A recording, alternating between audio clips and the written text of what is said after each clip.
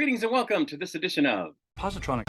I'm Barry P. Cook. I'm here to talk about this series finale of Stargirl. It was called The Reckoning.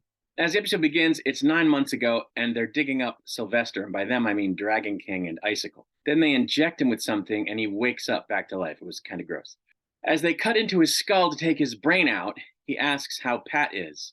What happened to Pat, but then he freaking dies. Speaking of Pat, in the present, he's still under a bunch of dirt. Meanwhile, the gang is continuing to figure out that Sylvester's been manipulating them for the purpose of weakening the team. Icicle then tells Cameron that the Ultra-Humanite killed Pat and has Cameron tell Courtney to go to the junkyard to find Pat. Pat, meanwhile, managed to climb out of the hole he was in. So the gang finally is in costume for the first time since forever, and they show up at the junkyard talking about how they hope Artemis will show up. They run into Icicle, Starman, aka the Ultra-Humanite, Cameron, and the grandparents. They tell her a baloney story about Pat being killed and tell her that they all need to team up to kill the Ultra-Humanite, who, of course, is in Sylvester's body standing right there. Just in time, Pat shows up in the giant robot. He tells Courtney what's going on, and fake Starman attacks him with the staff. Meanwhile, at the tire factory, which I'm guessing is nearby the junkyard, the boys and Cindy are under attack by Dragon King in the body of the gorilla, who tells Cindy that she belongs to him, but she's not having it and says she's going to show him what his pet project can really do before leaping at him with her blades drawn. Next, there's a huge fight which included a giant robot fist flying through the air, staff zapping, car flying, and all kinds of things. Between the old man, Mr. McCant, decides he doesn't want any of this, and he tells his wife that he won't kill Beth, but she says he has to do it or she'll kill him. Just then, Yolanda shows up and leaps over to where Beth is to help her, and probably to help the old man from being killed because she is a hero.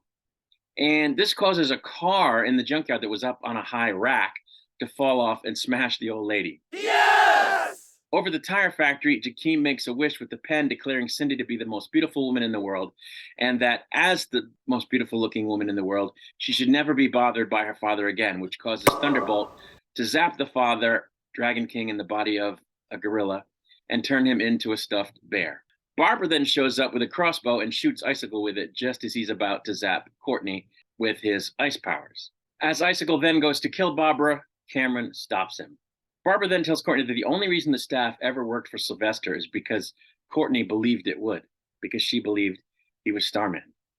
So Courtney then tells the Ultra-Humanite that the staff doesn't work for him and takes it back, because while he's not actually worthy of it, she is. Then Pat and Sylvester, who's Ultra-Humanite, duke it out now that he doesn't have the staff. Icicle then almost kills Cameron until Stargirl shows up and fights him alongside Cameron. When Icicle tells Cam to do what he has to do, he in fact does. He rages out in like a big ice rage and disappears. Later, Cameron's really distraught over everything that's happened. His grandmother being dead, his father almost killing him, his grandfather being hurt, the fact that he lied to Courtney and betrayed her, and that he even betrayed his family by killing his father, basically, or going against his father anyway. And he says he has to leave. In the aftermath of everything, Beth tells her folks that she's sorry for pushing them away and that she wants them to be on her team. It turns out that the Ultra-Humanite is brain dead inside Pat now. And it also turns out that Pat's brain is being held in a Simpsons-like head tech jar thing, you know, those jars that keep heads in on The Simpsons. And he's stuck reliving his last moments from before his head was cut open. Pat and Barbara take Mike to see his mother at the diner, and it turns out that she may have gotten her shit together, which is good. Courtney goes to visit the gambler's daughter, who I guess is named Becky, and to tell her that her dad loved her and didn't want her to think he'd forgotten her. Rick visits Solomon Grundy's grave and says that he misses his friend and that it sucks that of everybody who was coming back to life or back around, he's the only one that didn't get to come back. But then he indeed does come back. As everybody gathers at Courtney's house for dinner, including Cindy, Yolanda calls her mom and says that she hopes telling the truth will bring her and her mother closer, like it did for Beth. Courtney then stops by Cameron's house, and though it seems to be dark and abandoned, it starts to snow. And he is, in fact, there. He asks Courtney if she really thinks she can help him, which she said she could before, and they have a hug. 3 months later in Copenhagen, Icicle is walking the streets. It turns out that Artemis has been tracking him and has led him into a trap where he's standing on an ignitable gasoline gel, which even burns on water and which holds him in place. And she confronts him and then tosses a lit flare into the flammable gel, and he can't escape and catches fire and burns to death. In the next scene, it's 10 years later, and we join the Shade at the Justice Society of America Museum as he's giving a tour. He mentions Starwoman, as well as Jade and her brother Obsidian, the Dragon Queen, Stripe 2.0, Jakeem Thunder, Icicle, Hourman, Dr. Midnight, the latter two of whom are apparently getting married, with him being the officiant. And he mentions how the JSA stopped the various threats over the last 3 seasons, as well as that they brought Sylvester back for real and that they rescued the 7 Soldiers of Victory from Nebula Man, whatever that is. And he calls them the greatest heroes the world has ever seen, but says that they won't be the last because there are other legacies waiting to be taken on by new heroes, because nothing can destroy the Justice Society. And just then, J. Mother Trucking Garrick shows up, runs into the room in super cool fashion, and tells Shade that the Justice Society, which Courtney says now includes Shade, is needed again, and that their adventures are not over. To which the Shade says, "Oh, are they ever?" And then a closing title card says, "Never the end." I thought that this was a fantastic episode, a fantastic series finale, and if it absolutely had to end, I'm glad it ended with this episode. They tied up everything that needed to be tied up.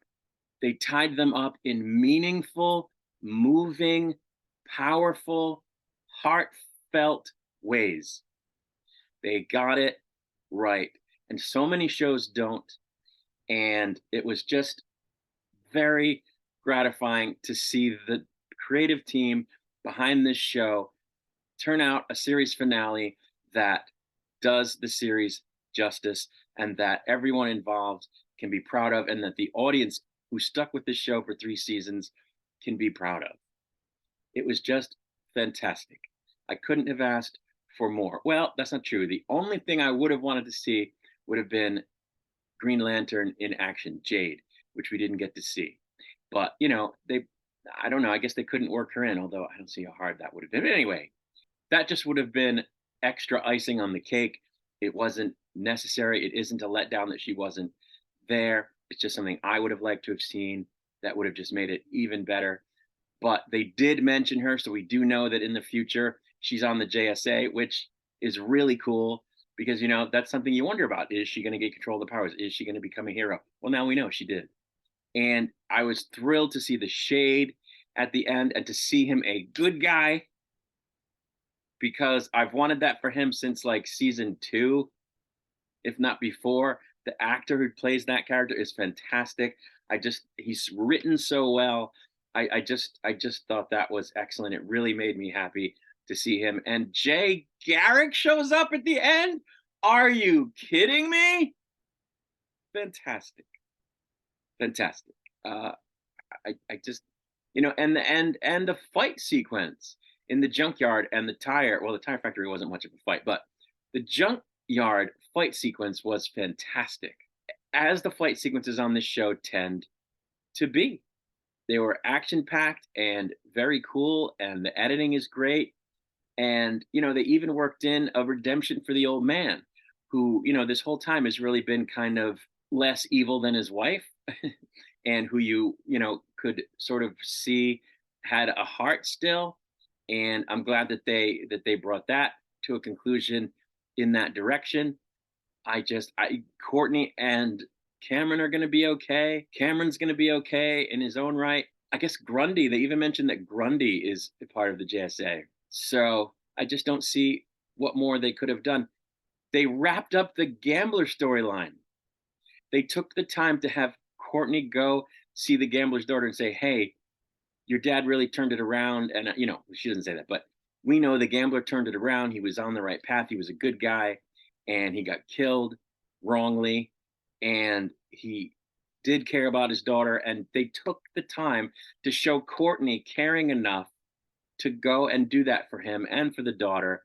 And, they didn't have to do that. That wasn't an important story thread, but they did it to show that the character has heart. They did it because they knew that it would be a cool moment to endear Courtney to the audience even more and to give the audience yet another sweet moment in this series finale and in this series. So I thought it was excellent.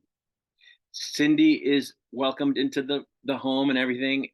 I guess I would have liked them to show her and Yolanda reconciling, but they did so much. They just didn't have a moment for that. And you kind of know that Yolanda knows she gave Cindy a raw deal, and in the end, she's made real friendships. It would seem with the boys at least, and she was there at the dinner as opposed to not being included. And so I was happy with that. And she's free from her dad. She doesn't have to worry about her dad anymore. And Jakeem even expressed his love for Cindy, which I thought was cool. They just got everything right. They got everything right. They thought of almost everything. The stuff they didn't think of is not a big deal. It really couldn't have been very much better than it was. It was just fantastic, and I'm only sad that it's over. Or is it? Because not only does Jay say, our adventures are not over, and not only do they have the title card at the end that said never the end, but even Breck Bessinger tweeted something about how, happy she was to have worked with everyone and all of that. And at the end of her tweet, I think, or her post, she said, never the end.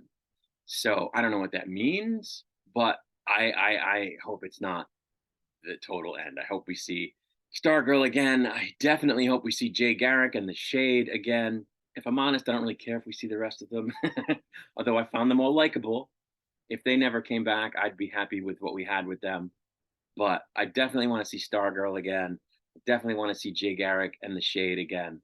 So we'll have to see what that comes to. But that's a wrap on Stargirl, everybody. I'm going to get out of here. I'll be back with other videos soon. Until I return, I wish you peace and long life.